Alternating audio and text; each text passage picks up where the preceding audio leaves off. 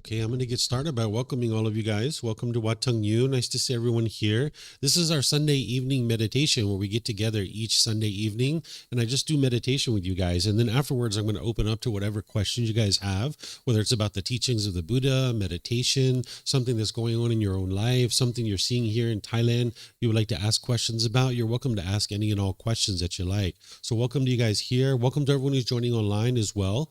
What we're going to do tonight is loving kindness meditation. This is a meditation that transforms your mind away from anger, hatred, and ill will, and all the lesser versions like frustration, agitation, annoyance, even the slightest dislike. Sometimes when people experience those things, they think that it's coming from other people, but it's actually coming from your own mind. Even if you dislike somebody, it's actually coming from your own mind. You're wanting and expecting this person to be a certain way, and your mind's not getting what you want, so you dislike this person. But it's coming from your own mind, and you can transform that. So this loving kindness meditation is going to help you with that, where you can be more loving and kind and warm and gentle with the people around you. It also helps you towards yourself too, because sometimes people have negative self-talk or this inner dialogue where you're degrading and diminishing yourself. If you have that, you don't need to walk around with that. That's no fun to walk around constantly degrading yourself. So this meditation will help you to rewire your mind to no longer do that. It's not going to be just one meditation and everything's going to be fixed. You need gradual training, gradual practice, and gradual progress. But maybe today you can learn about this meditation, and if you implement this, you'll see that it'll slowly wear away this anger, hatred, and bitterness that's in the mind. So what I'm going to do is I'm going to start with some chanting. This will help ease the mind into meditation in order to get more benefit out of the meditation itself. If you choose to actually chant along, you're welcome to do that. There's sheets over there on the cabinet that have the actual chants. You're welcome to chant along. Just keep in mind that these chants, it's not a rite, ritual, ceremony, worship, or prayer or anything like that. There's none of those kinds of things in the teachings of the Buddha. The Buddha taught how to train your mind. He didn't teach worship or prayer or rituals. If you're seeing those kinds of things associated with his teachings, those are misunderstandings of his teachings that people are practicing today. But during his life, he never taught any of those things. He used chanting as a way to help his students to commit the teachings to memory. Every 2 weeks, they would recite his teachings in order to be able to commit them to memory. So we use it today as a way to ease the mind into meditation and get more benefit out of the meditation, because we don't need chanting in order to remember the teachings. We have books and audiobooks, videos, podcasts, things like this that'll help us to be able to remember the teachings and studying them. After the chanting, I'm going to come in with some guidance on breathing mindfulness meditation. You're going to hear me teaching you and instructing you how to meditate while we're actually meditating together. This is going to prepare your mind for the loving kindness. So you're going to hear me teaching you that while we're actually doing it. Then there's going to be a brief period of time of quietness where we're all meditating, doing breathing mindfulness meditation. This is where we're going to be focused on the breath. And anytime the mind moves off the breath, you're going to cut that off and bring it back to the breath. You'll see through the guidance. Then I'm going to come in with these phrases where you'll hear me say things like, may I be peaceful. And when you hear me say that, you would like to repeat it in your mind on the out breath. Then I'm going to say, may I be safe. Again, you're going to repeat that in your own mind on the out breath. May I be well. May I be free of all discontentedness and the suffering it causes. So there's going to be 4 phrases. And you just repeat it in your mind on the out breath. Then we're going to expand this wider. You're going to hear me say things like, may mom and dad be peaceful, safe, well, and free of discontentedness. We're going to go through all these different beings, and we're going to eventually get to all beings. It's important to understand that we're not sending loving kindness to mom and dad. We're not trying to change mom and dad. We're not trying to invoke some special power to change mom and dad. The way that things change for you is that you're actually changing your mind, that you're developing more loving kindness in your mind, so that now when you're around mom and dad, you can be more loving and kind. And that's what's going to transform your relationship. If you continue to be bitter and harsh and hostile with people, then that's all just going to come back to you. So this is actually kind of like filling up your gas tank with loving kindness. And then you go out into the world and you be loving and kind through your intentions, your speech, and your actions. And that's where the real transformation is taking place. The meditation is just preparing your mind to be able to do that. The real transformation is when you go out into the world and you choose to be loving and kind with people. And the Buddha provides guidance on how to be able to do that, which is a separate teaching. But tonight we're just focused on the loving kindness meditation. After the loving kindness, we'll go back to breathing mindfulness. and then we'll come out of that with some chanting, and then that's where I'll just open up to whatever it is that you guys would like to ask. So feel free to take whatever position that you like for meditation, whatever's comfortable. If you'd like to join in the chanting, you're more than welcome to. Then I'll come back in with the guidance afterwards.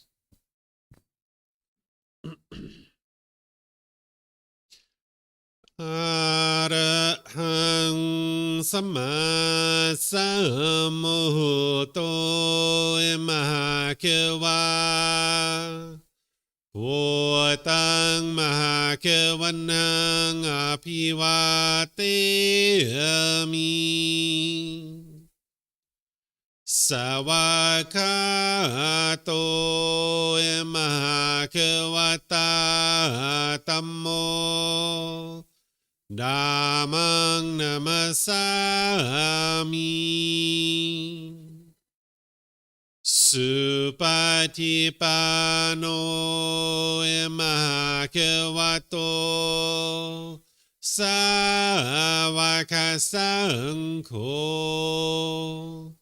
Sanghang namami Namo Rasa Bhagavato Arahato Sama Sambuddhassa Namo Rasa Bhagavato Arahato Sama Sambuddhassa Namo Rasa Bhagavato Arahato Sama Sambuddhassa Iti piso Mahakewa Arahang Sama Sambuddho Vicacaranang Sammuno Sekato Rokawitu Anutero Purisa Dhamma Sati Satatawa Manusarang Oto Bhagavati.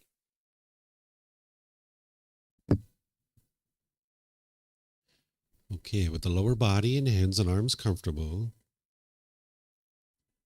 and the upper body erect, just close the eyes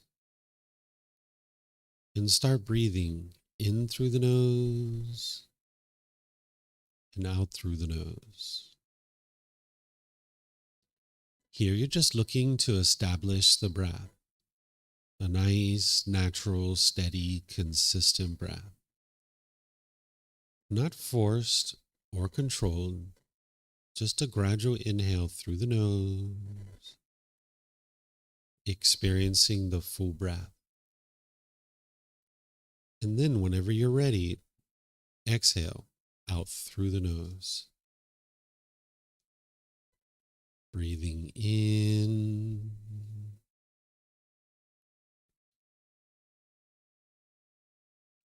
and out.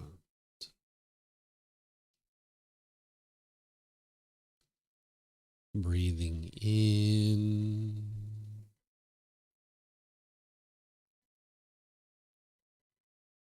and out.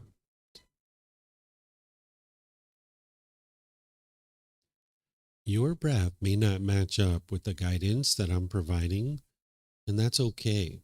This is your practice. I'm just here for guidance.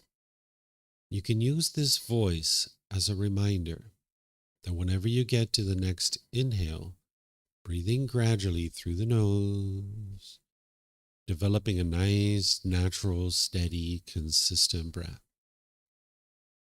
And then whenever you're ready, exhale out through the nose, experiencing the full breath. Breathing in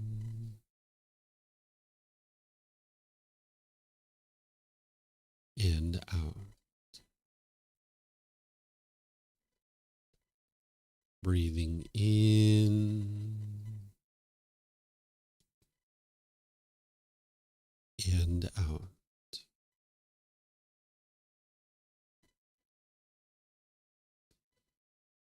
With the breath well established, start fixating the mind on the breath, either the sound of the breath coming into the nose or the sensation of air moving over the skin into the nose. The breath is the present moment.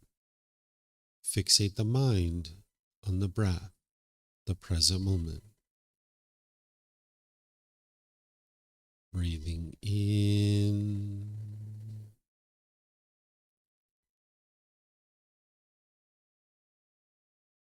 and out.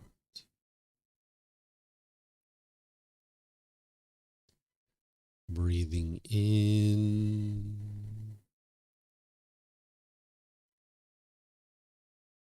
and out.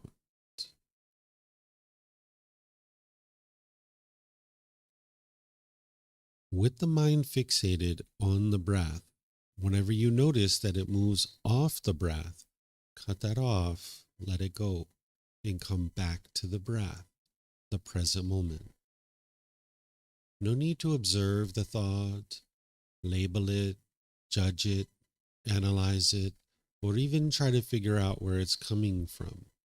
Whenever you notice that the mind is moved off the breath, cut that off, let it go, and come back to the breath, the present moment. Breathing in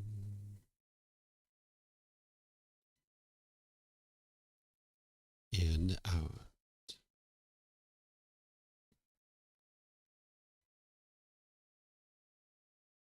Breathing in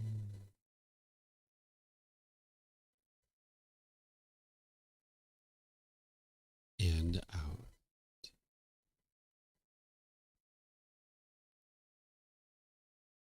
I'm going to be quiet now and let you do this work of focusing on the breath, cutting off and letting go anytime the mind moves off the breath. Then I'll be back with more guidance on loving kindness meditation. You have nowhere to go. There's nothing to do. No one needs you right now. This is your time to focus on the breath. Breathing in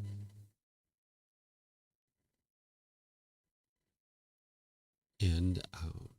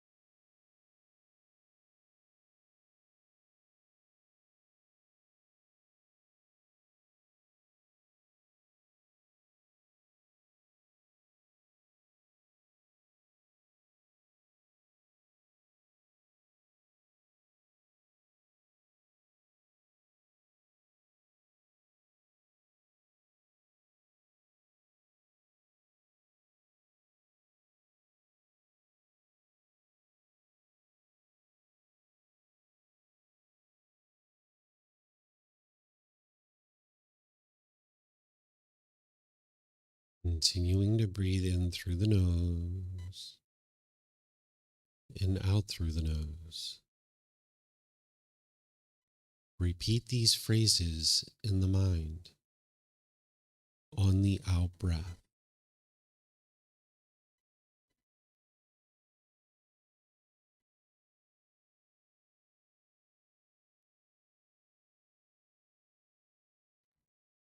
May I be peaceful.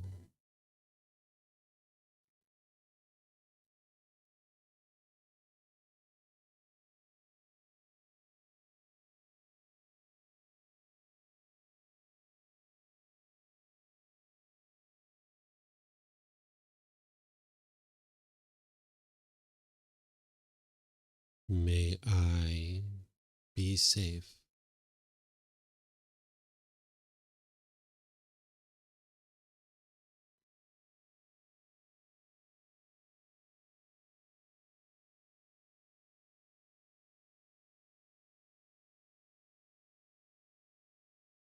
May I be well.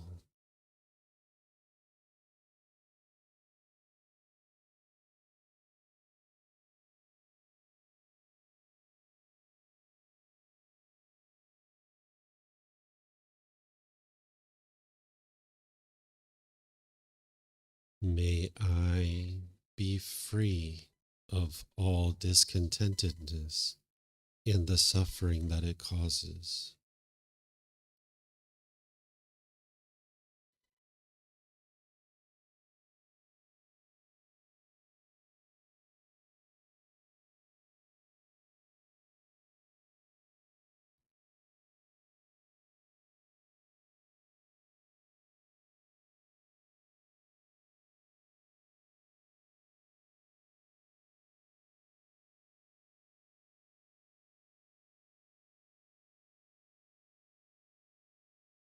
May mom and dad be peaceful.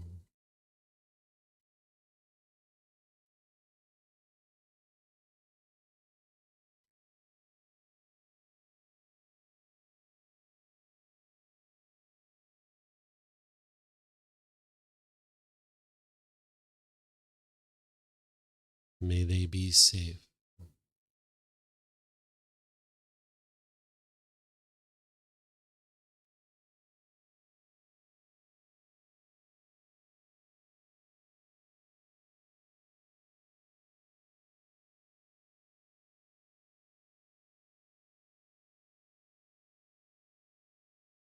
May they be well.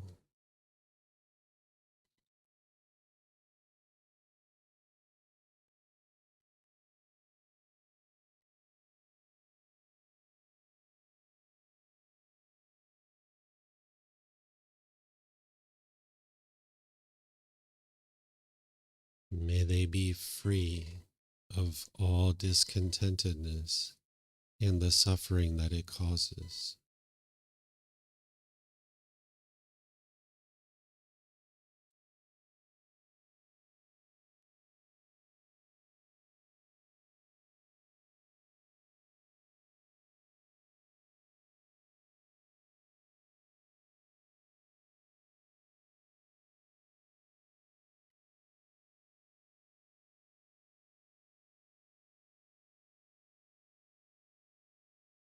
May my family, friends, co-workers, and neighbors all be peaceful.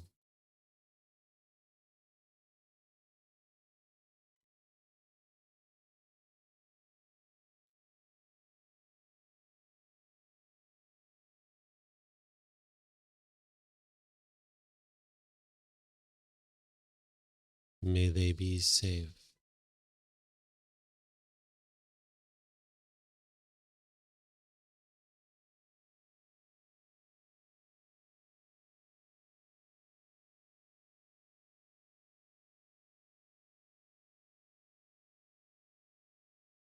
May they be well.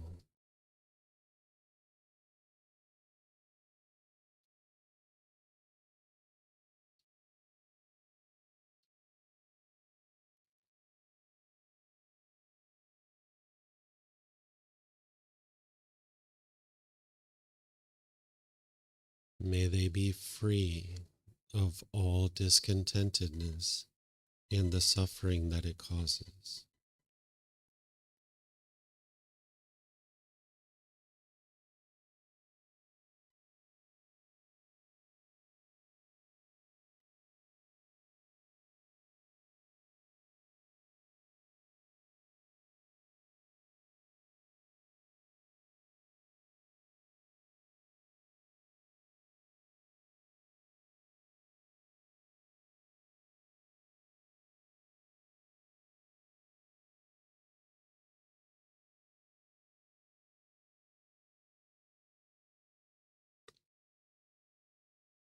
May all those who have caused me harm be peaceful.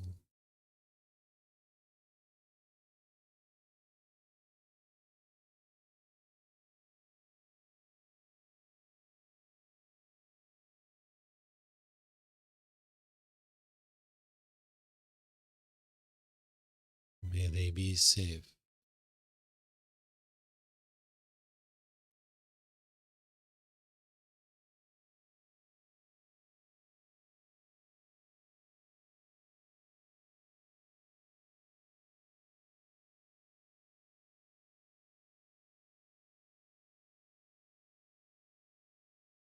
May they be well.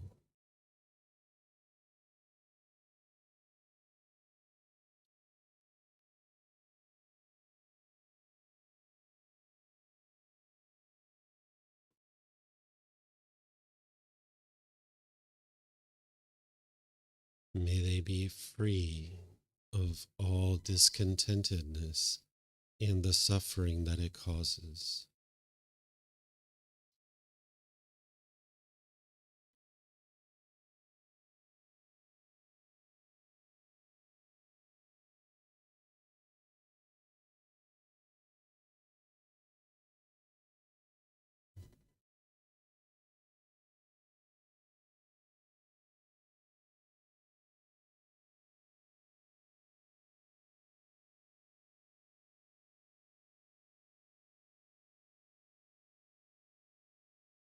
May all those who I have harmed be peaceful.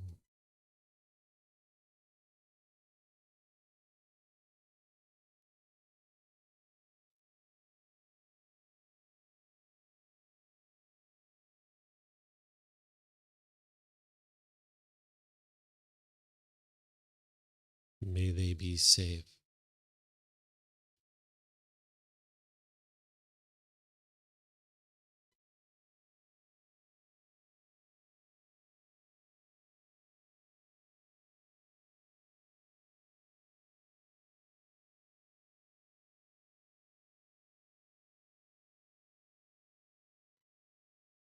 May they be well.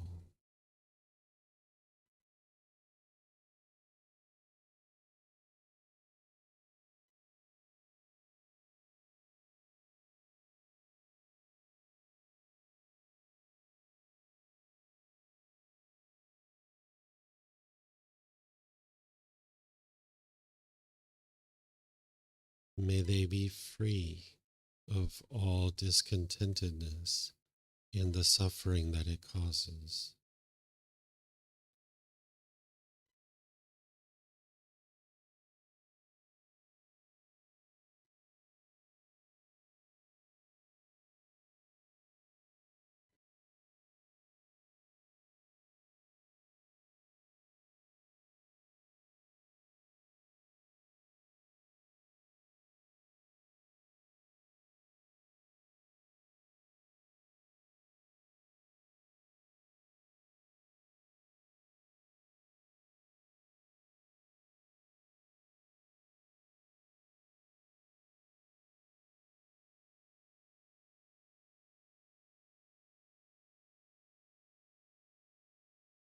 May all beings, wherever they reside, be peaceful.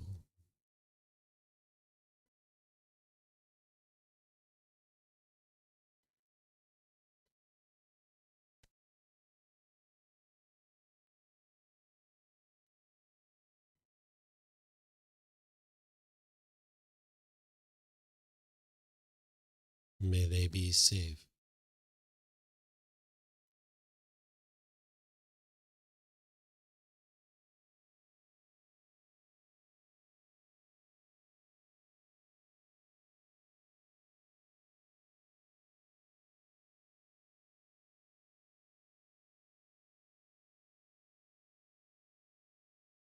May they be well.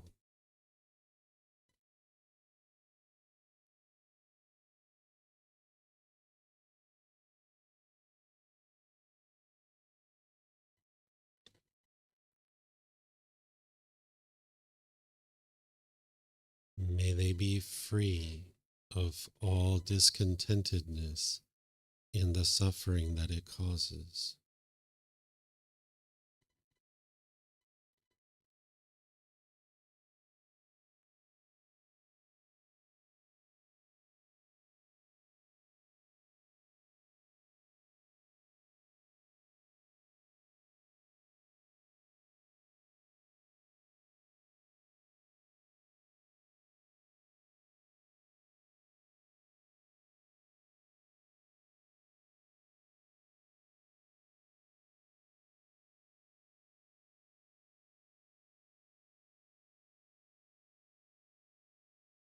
Now return back to breathing mindfulness meditation, focusing on the breath, cutting off and letting go anytime the mind moves off the breath. Breathing in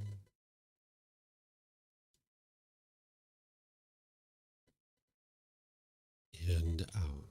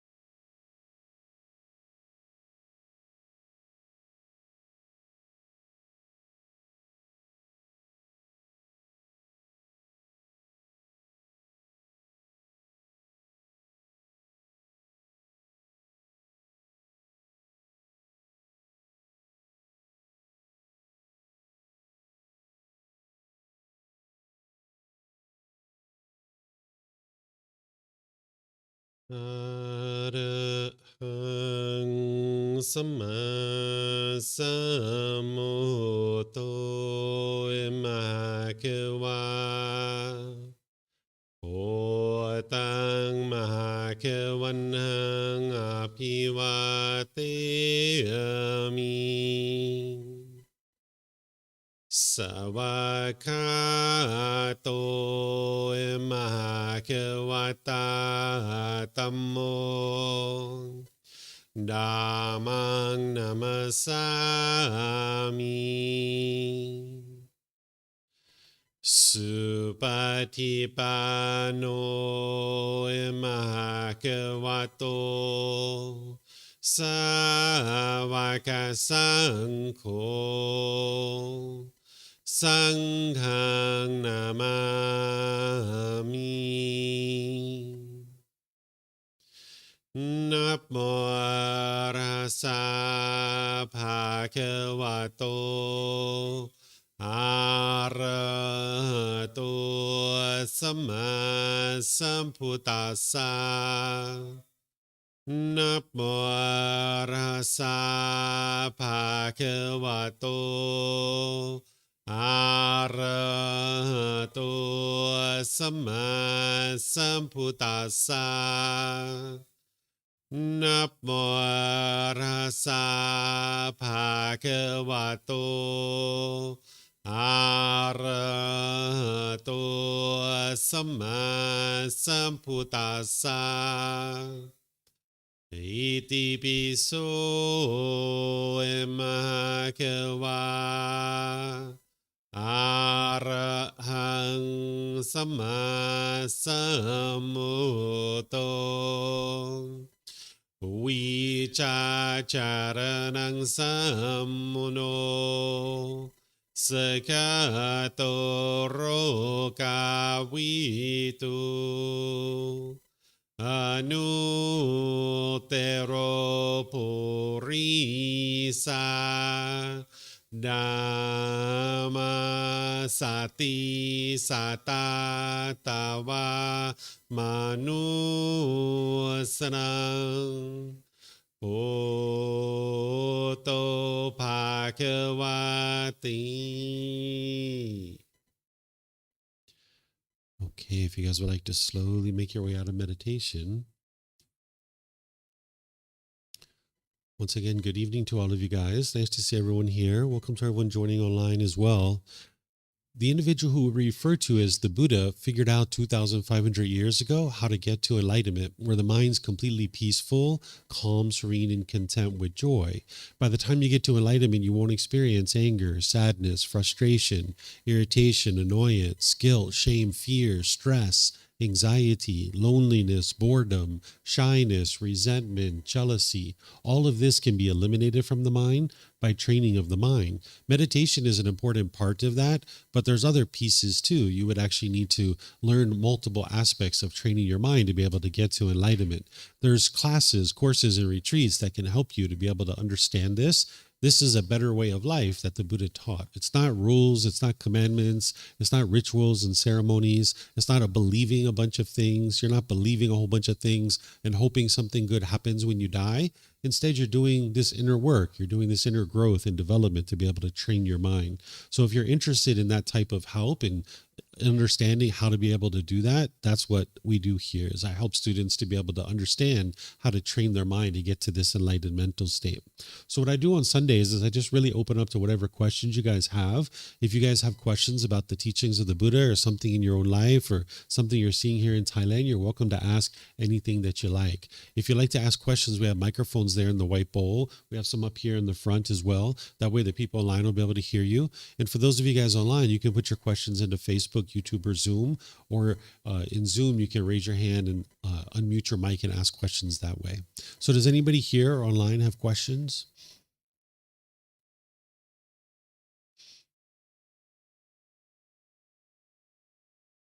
No questions? Okay. You have a question? Yes, ma'am. Use the mics here. That would be great. People online will appreciate that. Yeah, you just press the button and then it just takes a few seconds. They're Buddhist microphones. You have to be patient with them.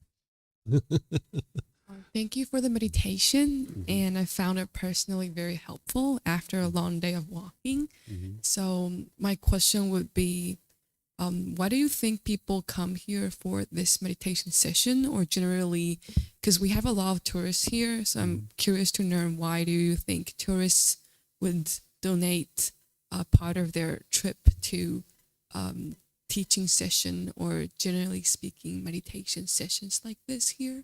Everybody's different. There's not just one reason why somebody would choose to come here. I think sometimes people are just curious. They know that Thailand's a Buddhist country, and maybe they've heard about meditation. They've never tried it. They just like to come and see what it's like. Other times there can be more experienced people who are actually been meditating for a while, but they haven't found a teacher that they really are really sticking with to be able to learn. Sometimes people are looking to try to find a teacher, someone that can teach them and guide them. And there's all kinds of different reasons. But the reason why I would suggest people would come to here is that if you're tired of anger, if you're tired of stress and anxiety, if you don't like having broken relationship after broken relationship, this is what the Buddhist teachings are for, is to heal from what hurt you so that you never need to hurt ever again. But oftentimes people don't even realize that this is even a possibility, because the teachings of the Buddha have been misunderstood for so long that the way that they're being shared in a lot of places, there's a lot of misunderstandings. So even though I say that there's no rites, rituals, ceremonies, worship, and prayer in the teachings of the Buddha, you can see that very clearly. What most people experience when they go places that are Buddhist is rites, rituals, ceremonies, worship, and prayer. Even though I share that the Buddha never taught any rules or commandments, oftentimes when you go places, that's exactly what they're teaching, but it's not from the Buddha. Sometimes people have been to even places here in Chiang Mai where they see there's this temple in the city that says no women are allowed, and they'll think that the Buddha taught those things. So unfortunately, the teachings of the Buddha, while there's many Thai people who understand them and they're quite peaceful and quite joyful, in the world, the wider world, people don't even realize that there's something available for them to be able to get to this peace and joy, that there's this better way of life. People oftentimes just think that, okay, there's this anger, there's this frustration, I'm just going to experience that for the rest of my life, and that's just the way the human beings are. But they don't understand there's this other way that you can actually experience peace and joy. Just like a lizard or a snake evolves into a better species, human beings can actually do the same thing. And the teachings of the Buddha will actually guide you in how to do that. So that's why I would share with people, to be able to come to learn is to be able to get rid of the anger and the sadness and the despair and the misery and the broken relationships and the stress and the anxiety. Because by the time you train your mind, it's performing optimally, and you can have just a wonderful, wonderful life for yourself. It's just so great to have been able to train your mind, and it's a permanent mental state. Your mind will never experience anger and all those other feelings ever again. Sure.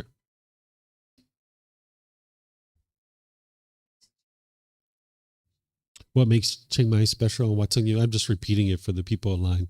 Um, so for me, sharing these teachings, my interest is to see the teachings of the Buddha be restored back into the world, so that the wider world understands the peace and joy that they can experience.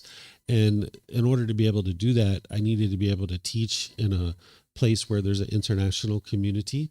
So from one city, I can actually teach the entire world, because there's people here from Holland and Germany and America and England and all these different places. I forget where, Brazil. Yeah, there's people from all over the world, China, all over the place, right? And people can come here and they can learn, but then they can go back home. And I set up in such a way that no matter where you are in the world, you can actually learn, because I have live stream now, right? The Buddha didn't have that, right? And then, also from this location, in a 4,000 kilometer radius from here, 50% of the population of the world lives in this area. So by me live streaming from here, now people can get access to it, the teachings. And then also, it's a lot easier for people to get visas to come here than, like, I originally came from the USA. And if I were to teach there, people wouldn't be able to come to be able to learn. So I wouldn't be able to teach the whole world, where from here I can actually do that. And then not only can I help you guys to learn, But then you've got millions of Thai people who are practicing these teachings. So you can take the lessons from the classroom and you can go out into the community and you can readily see what it is that I'm teaching you and how it's improving your life. Like, for example, the Buddha teaches generosity, like giving and sharing without any expectation of anything in return, more than is strictly required in any given situation. I imagine you guys might have experienced going to eat somewhere, and next thing you know, something shows up at your table that you didn't even order and that you didn't pay for. I don't know if you guys have had that experience, but it's pretty common here in Thailand that a plate of fruit will come out at the end of your meal, or some other thing will come along that somebody will share with you or give you.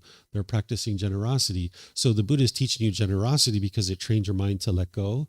Because what's causing your mind to be angry and frustrated is it's holding on. It's craving permanence. So you need to be able to train your mind to let go. And that's what generosity does. So I can teach you that and all the details of it here.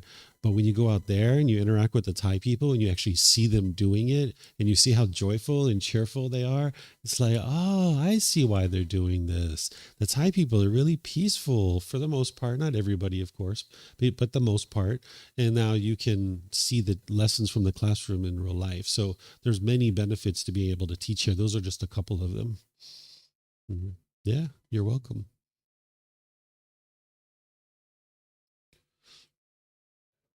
I think Is it working? Oh, it's on. Okay. Hi, David. Mm-hmm. In the temple just here, Mhm. it looks like there's paintings of heaven and hell. Mm-hmm. Am I correct in saying that?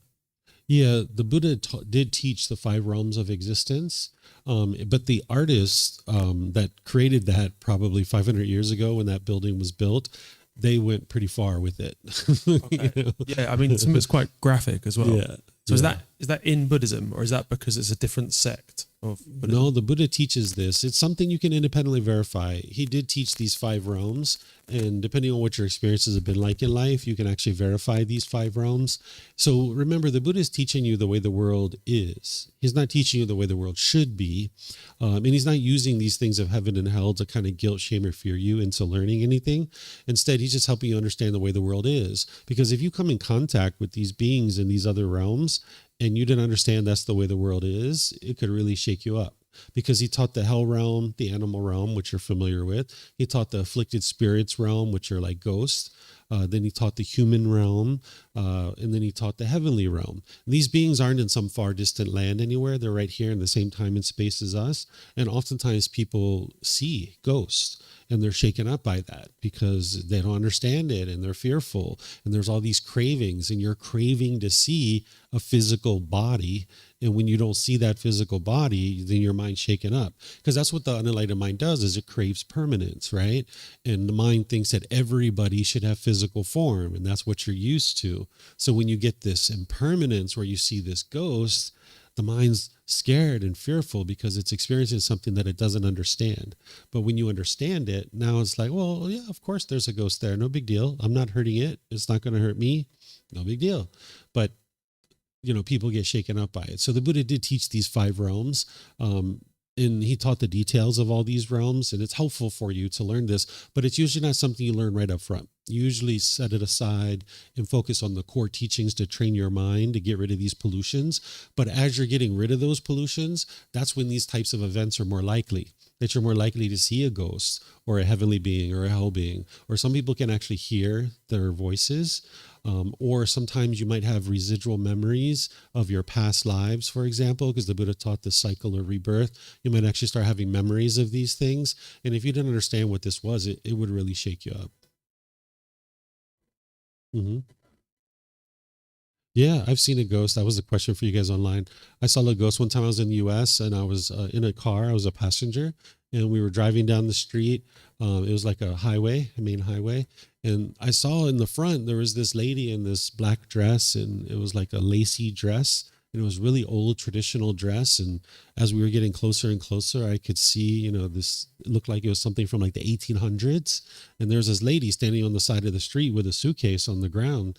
And we went by, and when we went by, I saw her, and I was like, whoa, that was weird. I was like, I've never seen anybody outside wearing that dress. Like, why would she be out here, like on the highway? And then I turned around to look and she was gone. She wasn't there. So I knew that that was a ghost. And usually you kind of like set those things aside and you just kind of like, whatever, maybe I was hallucinating, right? Or something like that. But when you have multiple of these types of experiences, you'll know that it's true. Like my son came home probably about 6 months to a year ago, and his mom had picked him up at the mall on a motorbike, and he came home and he sat next to me on the sofa. He said, "Dad, I need to ask you some questions." I said, "Okay." I said, "What's it about?" He said, "It's about the teachings of the Buddha." I said, "Okay, what's going on?" He said, "Well, when I was on my way home with Mom, there was this person in the middle of the street wearing all red, and Mom drove her motorbike through this person. And when I looked, the person wasn't around. They weren't there, but Mom drove her motorbike right through this person. Is that the afflicted spirit realm that the Buddha talks about?" I said, "Yep, sure is." He said, "Okay, I was just checking." And then he just walked away, right? He didn't have nightmares. He didn't have difficulties falling asleep that night. He wasn't worried or scared. He just understood it because he already had learned it from me previously.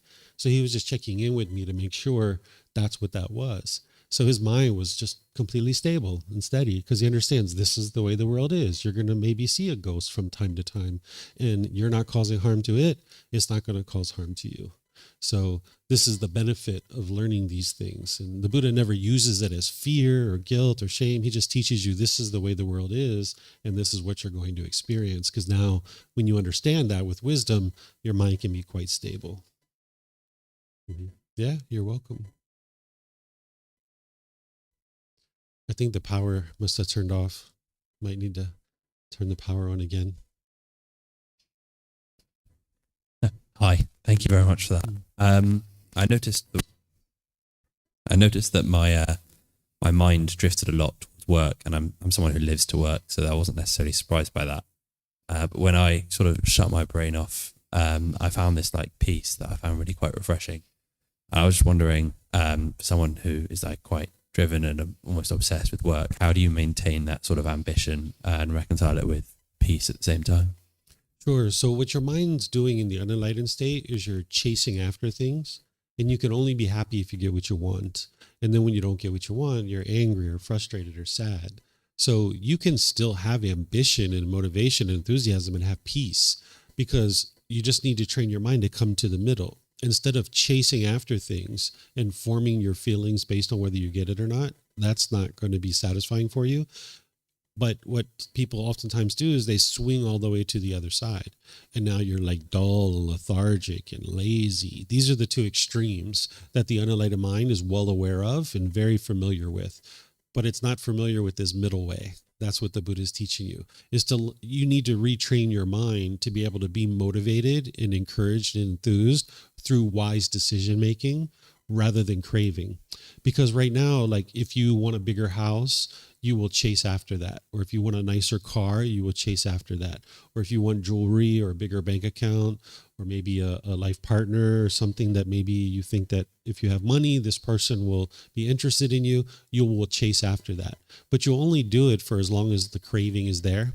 And that craving is not permanent. It will ultimately burn out. And then you will feel burnt out because you exhausted yourself chasing that. It's almost like a dog chasing a wild animal. And even if you catch it and you get it, it's like you kill the squirrel and then you get bored with it, right? It's the same kind of thing. It's like you chase after the money, you get it, and then ultimately you get bored with it, right? And you want more and more. So it's never really satisfying. And then if you're not doing that, the mind will swing to the other side where it's dull and lethargic. So this craving is motivating you or other people too to chase, but you can't chase permanently because you'll get exhausted, and then ultimately that craving burns out. But if you come to the middle and you're just pursuing things through wise decision making with ambition and enthusiasm, you can actually sustain that long term for the rest of your life. But it's very challenging to do that when your mind's pulling in all these directions. So for example, when I first graduated college, I was in IT, and I was really interested in making a lot of money because I grew up fairly poor and I wanted money. So I went into the IT field. Even though I had taken a career and life planning class early in my college days, that I've decided I was interested in doing something to help people, like a police officer, a social worker, or something like that, I ultimately went into computers because I wanted money. So I chased after that for a while. And I did that for 7.5 years, and I got lots of money, but then I got bored with it and I wasn't interested in doing it anymore. So then I switched to something else and something else. Ultimately I got back to what it was that I was interested in initially, which is helping people, but I had to extinguish that craving for money. But I could only chase after that for 7.5 years in the IT field until I was just like, man, I've seen enough. I don't want to do this anymore. Right. So that craving burnt out. But what I'm doing now, I'm not doing it based in craving. I'm just interested in helping people. I don't want anything from you. I don't expect anything from you. So I can do this long term. I can do it for the rest of my life because I'm not going to be pulled in any direction. It's not going to be like, oh, I want this bigger house, or I want this bigger car, or I want this other thing over here, because I've already done those things and I'm not interested in that stuff anymore. So this is what you would like to be able to do, is train your mind through what's called the Eightfold Path. This is the core central teaching of the Buddha that's going to train your mind to knock down the craving so that now you can pursue your goals and objectives through wise decision making. But if you have a goal and you get it, and if you're happy, and if you have a goal and you don't get it and you're sad, that's actually not a goal. That's a craving, desire, attachment.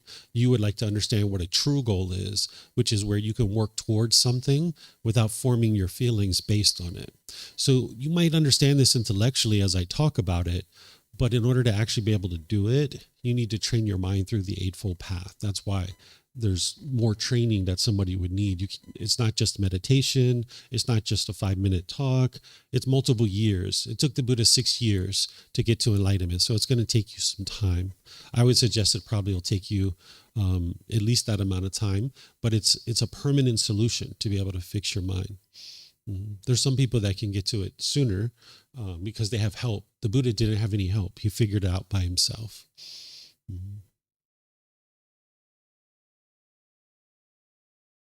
No other questions? Okay, I don't see any questions online either. Okay, so I'll just end by saying thank you. I'm very pleased that you guys are interested to learn and understand the teachings of the Buddha and practice them. If you guys would like to learn more, there's plenty of opportunities for you to do that. Tomorrow, I'm going to be starting a course Monday through Friday from 9 a.m. to 3 p.m., which is called Foundation in the Path to Enlightenment course. I'm going to be teaching the Eightfold Path as part of that course. So it's all available. Everything that we do here is available at no cost. So if you guys would like to come to that course, you're more than welcome to. You can come to bits and pieces of it. You can come to the whole thing. It's really up to you. It culminates into a tour on Friday. I actually take students out for a tour at different temples. It's kind of like teaching with classroom without walls, where I walk you around and show you the temple artwork, the architecture, and the symbolism. So you can come to just the tour if you like. You can come to the whole course. You can come to bits and pieces of it. It's really up to you. I'll be teaching all week. Even tonight at 9 p.m., I'm going to be teaching something here. We're going to do meditation, and then I'm going to teach what's called the 5 hindrances. These are the 5 things that are going to obstruct you or block you from being able to get to enlightenment. Because we have a program here where each Sunday I teach little by little by little. I use this book as a guide where I go chapter by chapter over a 7-month period. And next Sunday, I'm going to be starting from the very beginning of this program. So you're welcome to attend here. You're welcome to attend online or watch the recordings, where you can gradually, slowly but surely learn all the teachings you need to be able to get to enlightenment. This book is the best place to get started. You can download it from our website. You can take it and go print it. You can get printed versions here by just reimbursing us for the printing cost, or you can get it on Amazon.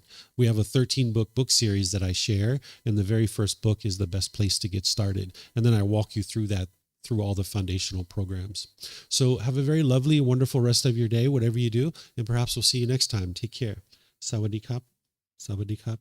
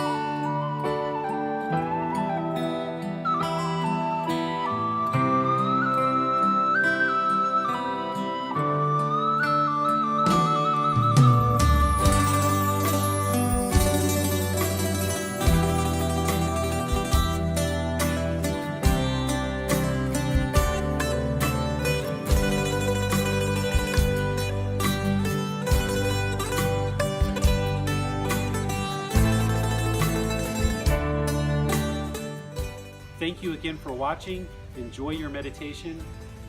Look forward to seeing you online and answering any questions that you might have. Thank you so much.